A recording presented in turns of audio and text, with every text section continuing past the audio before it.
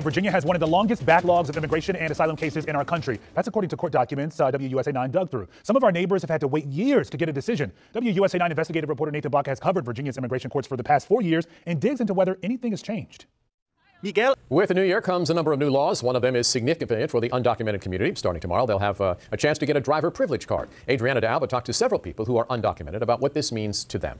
Dozens of migrants arriving at Virginia Key Beach. Let's get right to CBS 4's Chelsea Jones live in the newsroom with those details. Chelsea? Well, guys, we've learned from Miami Fire that there are 2 boats, like you mentioned. The first carrying roughly 25 migrants to the Virginia Key. That second boat carrying roughly 40 migrants. That boat still out of the water. An immigrant in the country illegally who was out on bond in Fairfax County now facing federal charges for assaulting a law enforcement officer. Fox 5's Katie Barlow has the story for us tonight. Katie?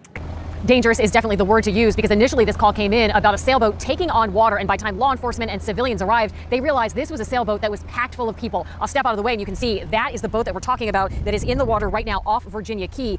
9/11 amid the migrant crisis in South Florida. Another group made a landing just off of Virginia Key today. Some of them, including 4 minors, were able to make it to land. Others stopped at sea. This comes as hundreds of people make the dangerous journey looking for a better life here in the United States. This summer, as Republican governors from Florida and Texas bus migrants across the country, including many to here in D.C., Virginia Governor Glenn Youngkin deployed troops from the Commonwealth to the border. The mission cost Virginians around $2 million, and the News 4 I team wanted to know just what Virginians paid for. Latest migrant landing amid an unprecedented surge. We brought it to you live as a large group arrived on a boat off Virginia Key Beach yesterday. The migrants are now being processed by U.S. Border Patrol at the facility in Dania Beach. Local 10's Hatzel Vela joins us from there with more.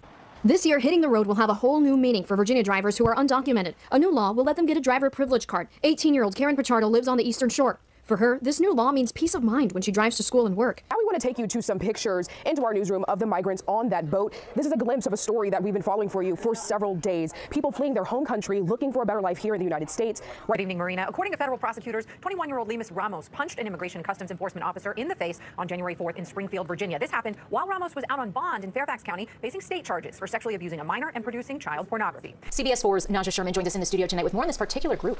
Lauren and Elliot, we learned as many as 70 Haitian migrants were rescued off the coast of Virginia Key. They were aboard a sailboat that began to take on water. The Haitian migrants who stayed on that boat will likely be sent back. We should tell you that the president's new policy when it comes to Venezuelans, Cubans, Haitians, and Nicaraguans is supposed to deter these folks from coming, but we still see them arriving here.